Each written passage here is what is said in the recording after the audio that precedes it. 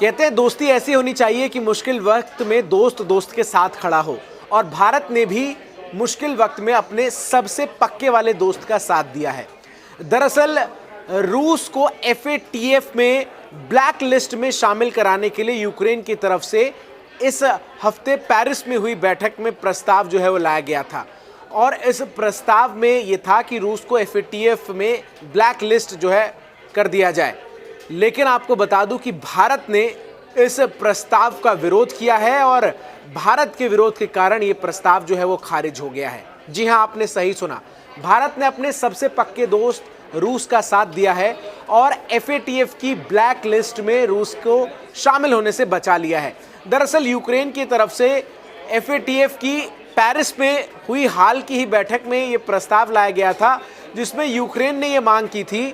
कि रूस के ऊपर प्रतिबंध लगाए जाएं और उसे FATF की ब्लैक लिस्ट में शामिल किया जाए। FATF ये वही संस्था है जिसने कुछ साल पहले पाकिस्तान को ग्रे लिस्ट में डाला था, ब्लैक लिस्ट में भी पाकिस्तान को डालने की बात कही जा रही थी, और यूक्रेन ने प्रस्ताव लाकर इस ब्लैक लिस्ट में रूस के नाम को शामिल करने की बात कही। और यूक्रेन की तरफ से ये तर्क दिया गया कि रूस बीते 3 साल से अपनी धरती का, अपने ज़मीन का इस्तेमाल युद्ध के लिए कर रहा है। इसके अलावा ये भी कहा गया कि रूस जो है वो अंतर्राष्ट्रीय व्यापार के लिए एक खतरा है, और इसीलिए उसे FATF की ब्लैक लिस्ट में शामिल किया जाना चाहिए। साथ ही साथ जो एक सबसे बड़ा तर्क दिया गया, उस तर्क के मुताबिक FATF की तरफ से जो ब्लैक लिस्टेड देश हैं, जिनमें उत्तर कोरिया शामिल है और भी कई देश, उन तमाम देशों से रूस के बहुत मजबूत संबंध हैं।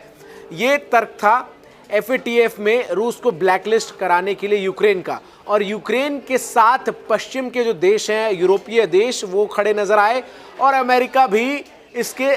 प्रस्ताव के पक्ष में खड़ा था। लेकिन भारत ने इस प्रस्ताव का सिरे से विरोध कर दिया। वहीं रूस को इस प्रस्ताव के विरोध में चीन का भी साथ मिला, और सऊदी अरब ने भी रूस का साथ दिया। कुल मिलाकर यूक्रेन, जो कि पश्चिम देशों के सहारे इस कोशिश में था कि FATF में रूस को ब्लैक लिस्ट में डाल दिया जाए,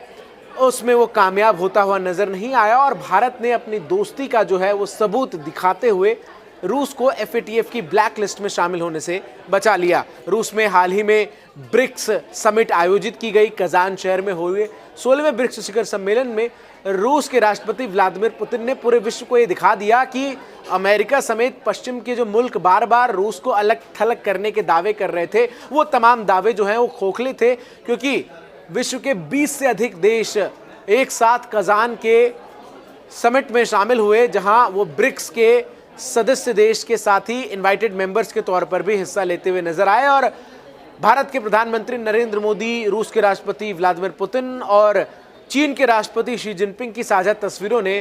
पूरे विश्व और विशेष तौर पर पश्चिम के देश और अमेरिका के लिए चिंता की लकीरों को पैदा कर दिया है।